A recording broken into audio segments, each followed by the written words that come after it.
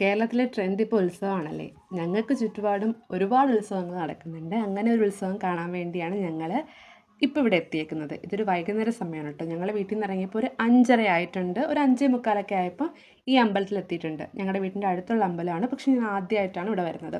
ഇവിടെ വന്ന പ്രധാന ഉദ്ദേശം നമ്മുടെ കുതിര അടക്കം തന്നെയാണ്. കൊല്ലങ്കാരുടെ നെടുംകുതിര. അപ്പോഴേക്കും കുതിര എടുത്തു. 5 മണിക്ക് എടുക്കാൻ തുടങ്ങിയ കുതിരയാണ്.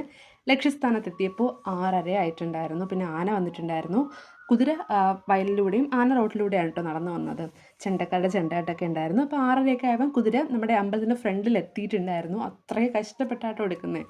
കാരണം ചതുപ്പ് നിലത്തിലൂടെയൊക്കെ അല്ലേ, ചതുപ്പ് വയലാണേ, അതിലൂടെയൊക്കെയല്ലേ എടുത്തിട്ട് വരുന്നത്. അപ്പോൾ ആളുകളുടെ ഒരു ആഹ്ലാദ പ്രകടനമാണ്. കാരണം അവിടെ നിന്ന് തുടങ്ങിയതാണ്. കാണുമ്പോൾ കുറച്ച് അടുത്താണെന്ന് തോന്നുമെങ്കിലും നല്ല ഡിസ്റ്റൻസ് ഉണ്ട്. അവർ അത്രയും കഷ്ടപ്പെട്ട് വച്ചു എടുത്തും. ചതുപ്പാണ്, ഒരുപാട് അപകടം നടക്കുന്ന വഴിയാണ്. അപ്പോൾ അത്രയും പാടുപെട്ടാണ് കേട്ടോ എടുക്കുന്നത്. പക്ഷേ അതിൻ്റെ ഒരു ബുദ്ധിമുട്ടൊന്നും അവർക്കില്ല. അവർ നല്ല ആഹ്ലാദത്തോടെയാണ് എടുക്കുന്നത്.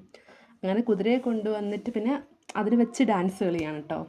ഇവിടെ ആഹ്ലാദ പ്രകടനമാണ്. പിന്നെ ഞങ്ങൾക്കൊരു ആചാരമുണ്ട്, നമ്മുടെ കുതിര ദേവന് സമർപ്പിക്കുക എന്നതാണ്. അങ്ങനെ ഇവർ കുതിരയെ കൊണ്ടുവന്ന് നമ്മുടെ അമ്പലത്തിൻ്റെ ഫ്രണ്ടിൽ വെച്ചിട്ടുണ്ട്. ചെറുതായിട്ട് അനക്കയൊക്കെ ചെയ്യുന്നുണ്ട്. അപ്പോൾ ദേവന് സമർപ്പിക്കുന്നു എന്നാണ് വിശ്വാസം. അങ്ങനെ അവിടെയൊക്കെ നിന്നിട്ട് പിന്നെ ഞങ്ങൾ ലൈറ്റ് കാണാൻ വേണ്ടിയൊക്കെ പോയിട്ടുണ്ടായിരുന്നു. അങ്ങനെ അമ്പലത്തിൻ്റെ ചുറ്റുമൊക്കെ ലൈറ്റ്സ് കണ്ടു. സ്റ്റേജിലും അല്ലാത്ത പ്രോഗ്രാംസൊക്കെ നടക്കുന്നുണ്ട്. ഇനിയും ഒരുപാട് എഴുന്നള്ളത്ത് വരാനുണ്ട്.